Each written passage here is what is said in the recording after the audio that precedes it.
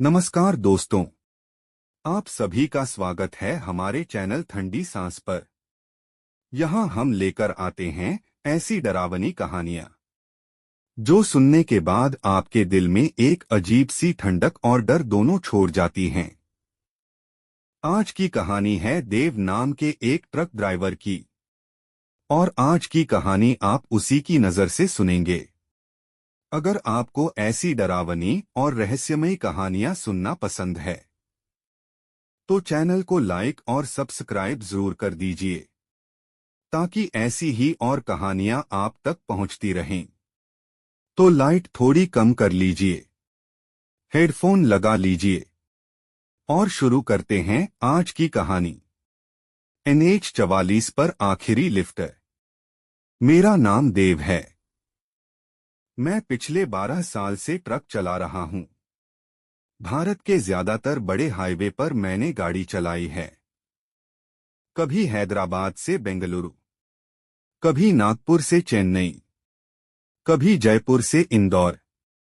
Truck driver की जिंदगी बाहर से जितनी आसान लगती है, असल में उतनी आसान नहीं होती। दिन में धूप, रात में अंधेरा, और सामने बस एक लंबी सड़क। कभी कभी तो ऐसा लगता है कि सड़क खत्म ही नहीं होगी। मैं भूत प्रेत की बातों पर कभी ज्यादा ध्यान नहीं देता था। ढाबों पर ड्राइवर लोग अक्सर अजीब अजीब कहानियां सुनाते रहते हैं। कहीं चुड़ैल की कहानी, कहीं सफेद साड़ी वाली औरत, कहीं कोई आदमी जो रात में अचानक सड़क पर दिखाई देता है। मैं हमेशा इन बातों पर हंस देता था। लेकिन 3 महीने पहले NH 44 के एक सुनसान हिस्से पर जो मेरे साथ हुआ, उसके बाद मैंने रात के हाईवे को कभी हल्के में नहीं लिया। उस रात मैं हैदराबाद से बेंगलुरु जा रहा था। ट्रक में इलेक्ट्रॉनिक्स का माल भरा हुआ था। रात के करीब 2 बजे रहे होंगे। सड़क लगभग खाली थी। कभी कभी दूर से किसी ट्रक की लाइट दिखाई दे जाती, फिर वो भी गायब। मैंने रेडियो ऑन करने की कोशिश की, लेकिन सिर्फ खरखराहट आ रही थी। फोन में भी नेटवर्क नहीं था। कुछ देर बाद मुझे सड़क किनारे एक छोटा सा ढाबा दिखाई दिया। मैंने सोचा, चाय पीकर थोड़ा फ्रेश हो जाता हूँ। मैंने ट्रक साइड में लगाया और ढाबे के अंदर चला गया। वहां एक बूढ़ा आदमी बैठा था, शायद ढाबे का मालिक। मैंने उससे कहा, भैया एक चाय देना। वो मुझे कुछ सेकंड तक देखता रहा, फिर बोला, किधर जा रहे हो? मैंने कहा, बेंगलुरु। उसने धीरे से पूछा, आगे वाला पुल पार करोगे? मैंने कहा, हाँ। क्यों? वो थोड़ा पास आया और धीमी आवाज में बोला, अगर रात के 2 बजे के बाद वहां कोई लिफ्ट मांगे तो मत रोकना। मैं हंस पड़ा। क्यों? भूत मिलेगा क्या? वो मुस्कुराया नहीं, बस मेरी तरफ देखते हुए बोला, हाँ शायद। मैंने चाय खत्म की, पैसे दिए और वापस अपने ट्रक की तरफ चल पड़ा। पीछे मुड़कर देखा तो वो बूढ़ा अब भी मुझे देख रहा था। उसकी आंखों में एक अजीब सी बेचैनी थी, जैसे वो कुछ कहना चाहता हो लेकिन कह नहीं पा रहा हो। मैंने ट्रक स्टार्ट किया और ढाबे से निकल गया। सड़क फिर से खाली हो गई। कुछ किलोमीटर तक सब बिल्कुल सामान्य रहा, लेकिन धीरे धीरे मुझे महसूस होने लगा कि सड़क कुछ ज्यादा ही सुनसान हो गई है। चारों तरफ घना अंधेरा था। न कोई गाड़ी, न कोई लाइट, न कोई आवाज, बस ट्रक का इंजन और सड़क पर चलने की आवाज। मैंने घड़ी देखी, 2:16। तभी सामने दूर सड़क के किनारे मुझे कुछ दिखाई दिया। पहले लगा शायद कोई पेड़ की छाया है, लेकिन जैसे जैसे ट्रक पास आया वो आकृति साफ दिखने लगी। वो एक औरत थी, सड़क के किनारे बिल्कुल चुपचाप खड़ी, सफेद कपड़े पहने हुए। उसके बाल लंबे थे और आधा चेहरा ढका हुआ था। मैंने ट्रक की स्पीड थोड़ी कम कर दी। दिल में तुरंत ढाबे वाले की बात याद आई, अगर कोई लिफ्ट मांगे तो मत रोकना। मैंने खुद से कहा, ये सब बकवास है। शायद किसी गांव की औरत होगी। जैसे ही ट्रक उसके पास पहुंचा, उसने धीरे से अपना हाथ उठाया, लिफ्ट के लिए इशारा। उसका चेहरा अब साफ दिख रहा था, लेकिन अजीब बात यह थी कि उसके चेहरे पर कोई डर नहीं था, न घबराहट, न जल्दी। बस वो शांत खड़ी थी, जैसे उसे पूरा यकीन हो कि मैं रुकूंगा। मैं कुछ सेकंड के लिए उलझ गया। रात के 2 बजे, सुनसान हाईवे और अकेली औरत। मैंने ब्रेक दबा दिए। ट्रक धीरे धीरे रुक गया। वो औरत धीरे धीरे मेरी तरफ चलने लगी। उसके कदम बहुत शांत थे, इतने शांत कि सड़क पर चलने की आवाज भी नहीं आ रही थी। वो ट्रक के दरवाजे के पास आई और पहली बार उसने सिर उठाकर मेरी तरफ देखा।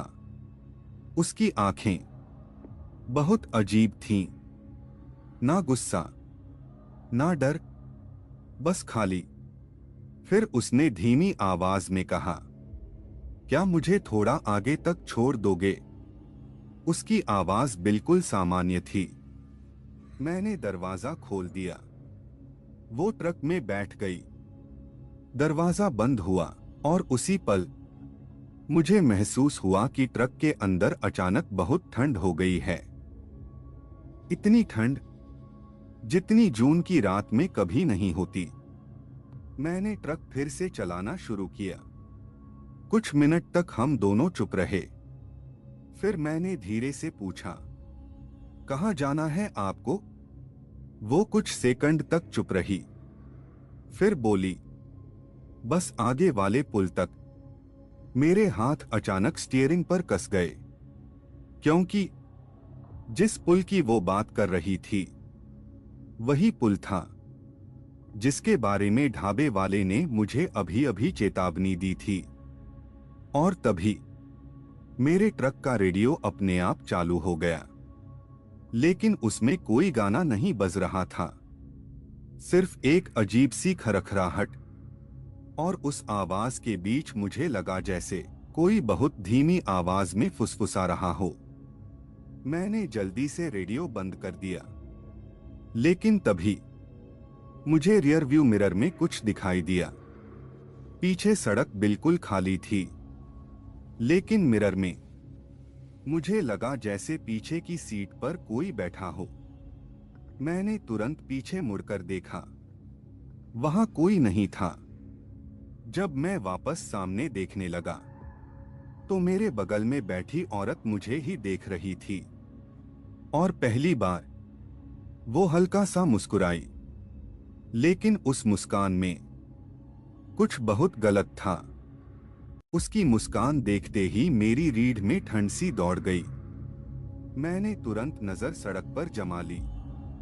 दिल तेज धड़क रहा था, लेकिन मैंने खुद को समझाया, कुछ नहीं है, बस दिमाग खेल खेल रहा है। ट्रक आगे बढ़ता रहा। कुछ मिनट तक हम दोनों बिल्कुल चुप थे।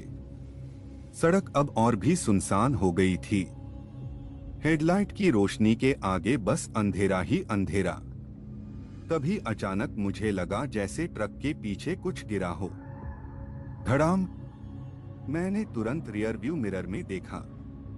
पीछे कुछ दिखाई नहीं दिया, लेकिन उसी समय मिरर में एक अजीब सी चीज दिखी।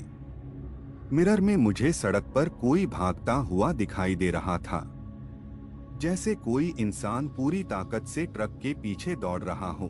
मैंने गर्दन घुमाकर पीछे देखने की कोशिश की, लेकिन पीछे सड़क बिल्कुल खाली थी, कुछ भी नहीं। मैंने फिर मिरर में देखा। और इस बार मेरा दिल जैसे रुक ही गया। मिरर में जो आकृति भाग रही थी वो धीरे धीरे ट्रक के पास आ रही थी। उसका चेहरा अभी भी साफ नहीं दिख रहा था, लेकिन उसके बाल हवा में उड़ रहे थे और वो लगातार भाग रही थी। मेरे हाथ पसीने से भीग गए।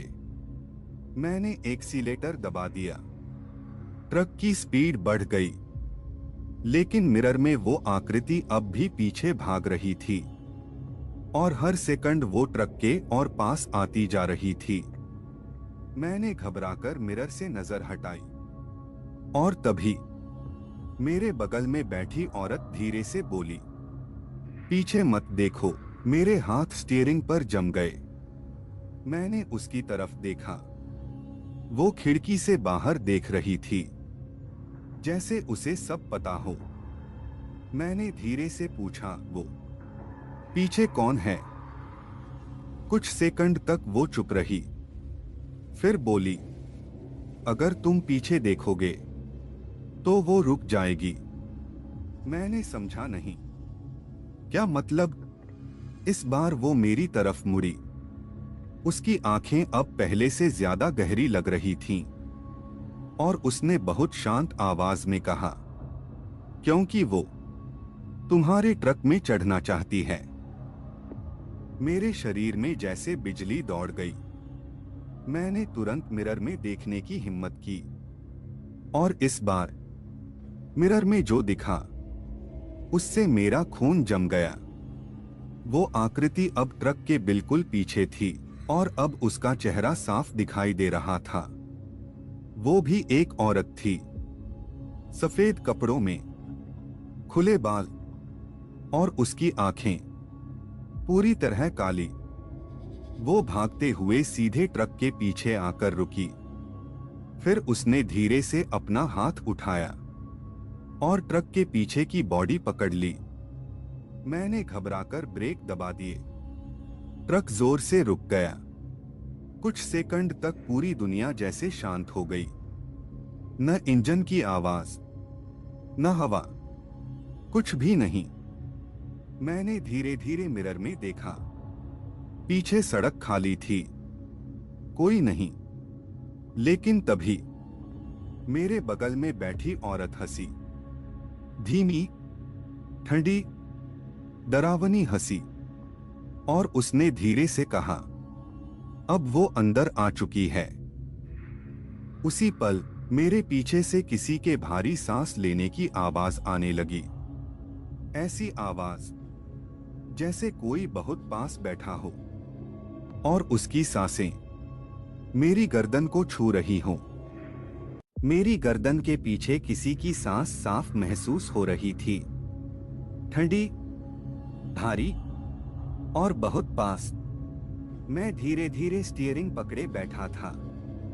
हिम्मत करके मैंने पीछे देखने की कोशिश की, लेकिन उसी पल मेरे बगल में बैठी औरत ने धीरे से कहा, पीछे मत देखो। उसकी आवाज पहले से अलग थी। अब उसमें एक अजीब सी ठंडक थी। मैंने घबराकर पूछा, ट्रक में कोई है क्या? वो कुछ सेकंड चुप रही, फिर बोली, तुमने उसे खुद अंदर आने दिया है। मेरे हाथ कांपने लगे। मैंने कैसे? उसने धीरे से मेरी तरफ देखा और बोली, जब तुमने ट्रक रोका था मेरे दिमाग में जैसे बिजली सी चमकी, लेकिन मैं कुछ समझ नहीं पा रहा था। तभी पीछे से फिर वही आवाज आई, भारी सांसें, अब वो और पास लग रही थीं, जैसे कोई ठीक मेरी सीट के पीछे बैठा हो। मैंने डरते हुए कहा, कौन है वहां? कोई जवाब नहीं आया। लेकिन उसी समय मेरे ट्रक की कैबिन लाइट अपने आप जल उठी।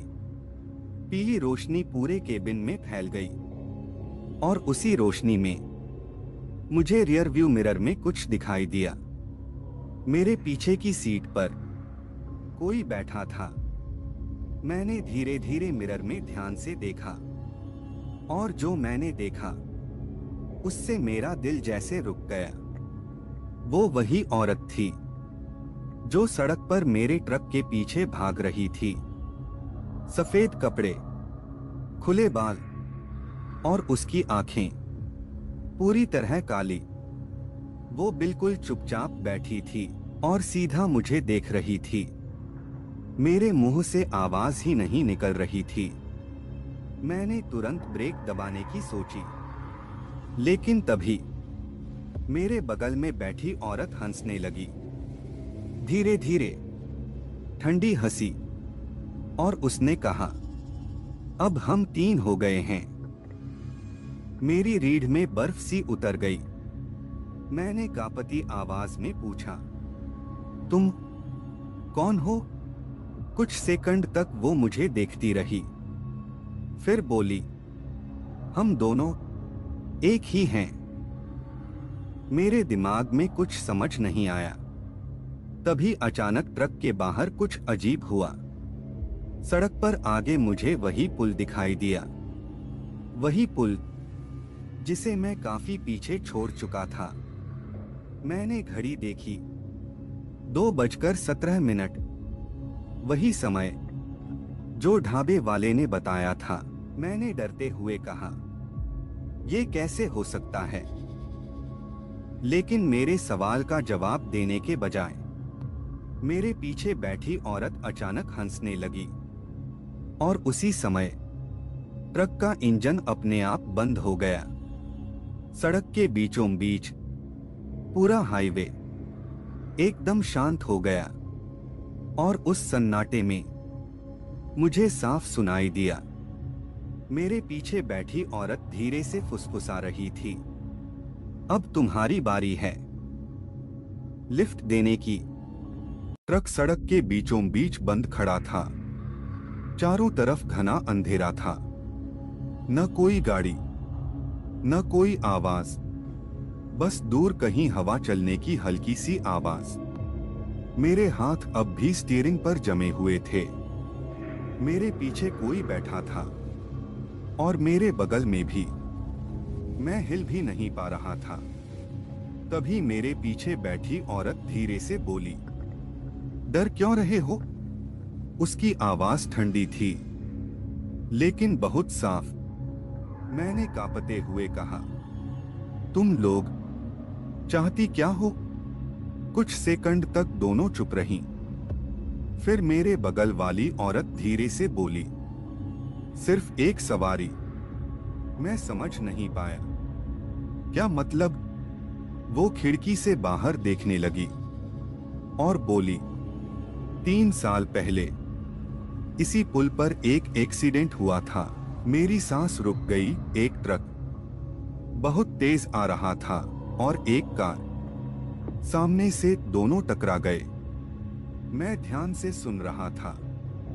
वो धीरे धीरे बोल रही थी। कार में एक लड़की थी, वो बच सकती थी अगर किसी ने उसे अस्पताल पहुंचा दिया होता। मेरे दिल की धड़कन तेज हो गई। मैंने धीरे से पूछा। फिर कुछ सेकंड तक वो चुप रही। फिर उसने मेरी तरफ देखा। उसकी आंखें अब पहले से ज्यादा काली लग रही थीं। और वो बोली, लेकिन कोई नहीं रुका। मेरी रीढ़ में ठंड दौड़ गई। उस रात बहुत सारे ट्रक वहां से गुजरे, लेकिन किसी ने भी गाड़ी नहीं रोकी। मेरे पीछे बैठी औरत अचानक हंसी, धीमी, डरावनी हंसी। फिर उसने कहा, इसलिए अब हम गाड़ियां खुद रुकवाते हैं। मेरे शरीर में जैसे बिजली दौड़ गई। मैंने तुरंत दरवाजा खोलने की कोशिश की, लेकिन दरवाजा नहीं खुला, जैसे बाहर से किसी ने पकड़ रखा हो। मैंने पूरी ताकत से खींचा, लेकिन दरवाजा हिला भी नहीं। तभी अचानक ट्रक की हेडलाइट अपने आप जल गई और रोशनी सीधे सामने पुल पर पड़ी। मैंने ध्यान से देखा और मेरी सांस रुक गई। पुल के बीचों बीच एक कार खड़ी थी, पुरानी, टूटी हुई, और उसके पास कोई खड़ा था, एक आदमी। वो धीरे धीरे हमारी तरफ देख रहा था। फिर उसने अपना हाथ उठाया और लिफ्ट के लिए इशारा किया। मेरे बगल वाली औरत धीरे से बोली, देखो, आज की सवारी आ गई। और उसी पल मेरे पीछे बैठी औरत ने अपना हाथ मेरे कंधे पर रख दिया। उसका हाथ बर्फ से भी ठंडा था और वो धीरे से फुसफुसाई, अब ट्रक से नीचे उतर जाओ, उसे भी लिफ्ट देनी है। मेरे कंधे पर रखा उसका हाथ बर्फ जैसा ठंडा था। मेरे पूरे शरीर में सिहरन दौड़ गई। मैंने तुरंत उसका हाथ हटाने की कोशिश की, लेकिन उसका हाथ बिल्कुल पत्थर जैसा था, जैसे किसी ने मुझे पकड़ लिया हो। मेरे बगल वाली औरत धीरे से बोली, डरने की जरूरत नहीं है, बस नीचे उतर जा। मेरी आवाज कांप रही थी। मैं कहीं नहीं उतर रहा। तभी अचानक टक, ट्रक का दरवाजा अपने आप खुल गया। ठंडी हवा अंदर भर गई। मैंने तुरंत दरवाजा बंद करने की कोशिश की, लेकिन जैसे कोई बाहर से उसे पकड़े खड़ा हो। दरवाजा वापस बंद ही नहीं हो रहा था। मैंने सामने पुल की तरफ देखा। वो आदमी अब भी वहीं खड़ा था, लेकिन अब वो थोड़ा और पास आ गया था। उसका चेहरा अभी भी साफ नहीं दिख रहा था, बस उसकी आकृति दिखाई दे रही थी और वो लगातार मेरी तरफ देख रहा था। मेरे बगल वाली औरत धीरे से बोली, वो बहुत देर से इंतजार कर रहा है। मेरे पीछे बैठी औरत फिर से हंसने लगी, धीमी, डरावनी हंसी। फिर उसने कहा, हर रात कोई न कोई यहाँ से गुजरता है, लेकिन बहुत कम लोग रुकते हैं। मैंने घबराकर कहा, मुझे जाने दो, मैं किसी को नहीं रोकूंगा। कुछ सेकंड तक दोनों चुप रहीं। फिर मेरे बगल वाली औरत ने धीरे से कहा, अब तुम नहीं जाओगे। मेरे दिल की धड़कन जैसे रुक गई। क्यों? वो धीरे धीरे मेरी तरफ झुकी और बहुत शांत आवाज में बोली, क्योंकि अब तुम भी इस सड़क का हिस्सा हो। मेरे हाथ कांपने लगे। मैंने तुरंत ट्रक स्टार्ट करने की कोशिश की, चाबी घुमाई, तक कुछ नहीं हुआ। फिर से कोशिश की, इंजन बिल्कुल बंद। तभी अचानक मेरे पीछे बैठी औरत जोर से बोली, देखो, वो आ रहा है। मैंने तुरंत सामने देखा। वो आदमी अब पुल से उतरकर सड़क पर चल रहा था, धीरे धीरे, सीधे मेरे ट्रक की तरफ। अब उसकी चाल साफ दिखाई दे रही थी, लेकिन सबसे डरावनी बात ये थी कि उसके कदम जमीन को छू ही नहीं रहे थे, जैसे वो हवा में तैर रहा हो। मैंने घबराकर फिर से चाबी घुमाई। इस बार इंजन अचानक स्टार्ट हो गया। ट्रक जोर से कांप उठा। मैंने तुरंत एक्सीलेटर दबा दिया। ट्रक आगे बढ़ गया। मैंने राहत की सांस ली, लेकिन तभी मेरे बगल वाली औरत धीरे से बोली, भागकर कहाँ जाओगे? मैंने सामने सड़क देखी और जो मैंने देखा उससे मेरी रूह कांप गई। सामने वही पुल फिर से खड़ा था, वही पुल जिसे मैं अभी अभी पीछे छोड़ चुका था। और पुल के बीचों बीच अब 3 आकृतियां खड़ी थीं, एक औरत, दूसरी औरत और वो आदमी। तीनों मेरी तरफ देख रहे थे और एक साथ तीनों ने अपना हाथ उठाया लिफ्ट के लिए। सामने पुल के बीचों बीच तीनों खड़े थे, 2 औरतें और वो आदमी। तीनों ने एक साथ हाथ उठाया था लिफ्ट के लिए। मेरे हाथ स्टीयरिंग पर जमे हुए थे। दिल इतनी तेज धड़क रहा था कि मुझे अपनी ही सांसों की आवाज सुनाई दे रही थी। मैंने डर के मारे एक्सीलेटर और जोर से दबा दिया। ट्रक तेजी से पुल की तरफ बढ़ने लगा। मैंने सोचा बस इन्हें पार करके निकल जाऊंगा, लेकिन जैसे ही ट्रक पुल के पास पहुंचा, अचानक हेडलाइट्स झिलमिलाने लगी। टिक टिक टिक, और फिर पूरी तरह बुझ गई। सड़क फिर से अंधेरे में डूब गई। मैंने ब्रेक दबा दिए। ट्रक पुल के बीचों बीच रुक गया। चारों तरफ इतना गहरा सन्नाटा था कि जैसे पूरी दुनिया रुक गई हो। मैंने धीरे धीरे सामने देखा। अब वो तीनों ट्रक के बिल्कुल सामने खड़े थे। इस बार उनका चेहरा साफ दिखाई दे रहा था। दोनों औरतों के चेहरे बिल्कुल एक जैसे थे, फीके, खाली, और आंखें पूरी तरह काली। वो आदमी भी अजीब लग रहा था। उसका चेहरा जैसे धुंधला हो, जैसे कोई तस्वीर खराब हो गई हो। मेरे गले से आवाज ही नहीं निकल रही थी। तभी मेरे बगल वाली औरत ने धीरे से कहा, याद है, तुमने ढाबे वाले की बात नहीं मानी थी। मैंने कांपते हुए उसकी तरफ देखा। वो मुझे ही देख रही थी। फिर वो बोली, हर रात यहां कोई न कोई रुकता है। मेरे पीछे बैठी औरत फिर से हंसी और बोली, लेकिन हर कोई वापस नहीं जाता। मेरे हाथ कांपने लगे।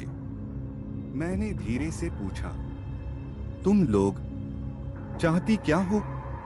कुछ सेकंड तक तीनों चुप रहे। फिर सामने खड़ा आदमी धीरे धीरे बोला, एक ड्राइवर। मेरी सांस अटक गई। क्यों?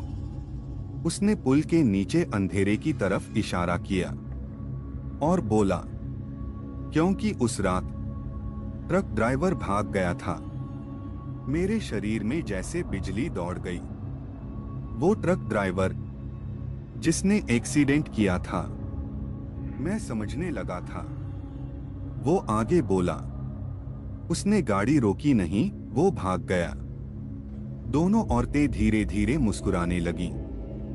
फिर मेरे बगल वाली औरत बोली, और तब से हमें एक ड्राइवर चाहिए। मेरे पूरे शरीर में डर फैल गया। मैंने घबराकर कहा, मैं नहीं। लेकिन मेरी बात पूरी भी नहीं हुई थी कि ट्रक का दरवाजा अपने आप खुल गया। ठंडी हवा अंदर भर गई। सामने खड़ा आदमी धीरे धीरे ट्रक की तरफ चलने लगा। और उसी समय मेरे पीछे बैठी औरत ने धीरे से कहा, उतर जाओ, अब ये ट्रक हमारा है। मेरे सामने खड़ा आदमी धीरे धीरे ट्रक की तरफ बढ़ रहा था। उसके कदमों की आवाज नहीं आ रही थी, लेकिन हर कदम के साथ मुझे लग रहा था जैसे हवा और ठंडी होती जा रही हो। मेरे हाथ कांप रहे थे। मैंने आखिरी बार चाबी घुमाने की कोशिश की, लेकिन इंजन फिर से बंद हो चुका था। मेरे बगल वाली औरत ने धीरे से कहा, अब कोशिश मत करो, अब तुम नहीं जाओगे। मैंने घबराकर दरवाजा पकड़ लिया, लेकिन उसी पल मेरे पीछे बैठी औरत ने मुझे जोर से धक्का दिया।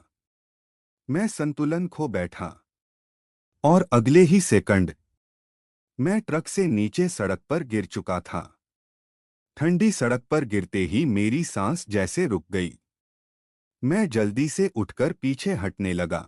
सामने वो आदमी अब ट्रक के दरवाजे तक पहुंच चुका था। उसने धीरे धीरे ट्रक के अंदर झांका, फिर बिना कुछ बोले अंदर बैठ गया।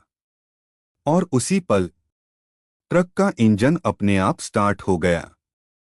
हेडलाइट फिर से जल उठीं। दोनों औरतें अब ट्रक के अंदर बैठ चुकी थीं। मैं सड़क के किनारे खड़ा था, डर से जड़ हो चुका। ट्रक धीरे धीरे आगे बढ़ने लगा, जैसे कुछ हुआ ही न हो। कुछ सेकंड बाद वो अंधेरे में गायब हो गया। सड़क फिर से शांत हो गई। मैं कई मिनट तक वहीं खड़ा रहा। फिर अचानक मुझे पीछे से किसी के कदमों की आवाज सुनाई दी। मैंने धीरे धीरे पीछे मुड़कर देखा। सड़क के किनारे एक और ट्रक आकर रुक गया था। ड्राइवर ने खिड़की से सिर बाहर निकालकर पूछा, भाई, यहां क्या कर रहे हो? मैं कुछ सेकंड तक उसे देखता रहा। फिर धीरे से अपना हाथ उठाया और कहा, लिफ्ट मिल सकती है। उसने दरवाजा खोल दिया। मैं ट्रक में चढ़ गया। जैसे ही दरवाजा बंद हुआ, मुझे फिर वही ठंडी हवा महसूस हुई। मैंने धीरे धीरे उसकी तरफ देखा और पहली बार मेरे होठों पर हल्की सी मुस्कान आई। फिर मैंने बहुत धीमी आवाज में कहा, आगे वाले पुल तक छोड़ दोगे? और उस रात NH 44 पर एक और ड्राइवर हमेशा के लिए उस सड़क का हिस्सा बन गया। दोस्तों, अगर आप कभी रात के 2 बजे के बाद NH 44 से गुजरें और सड़क के किनारे कोई लिफ्ट मांगता हुआ दिखे, तो याद रखिए, हर मुसाफिर को उसकी मंजिल तक पहुंचाना जरूरी नहीं होता। कभी कभी वो आपको ही अपनी मंजिल बना लेता है। और ऐसी ही कहानियों के लिए सुनते रहिए ठंडी सांस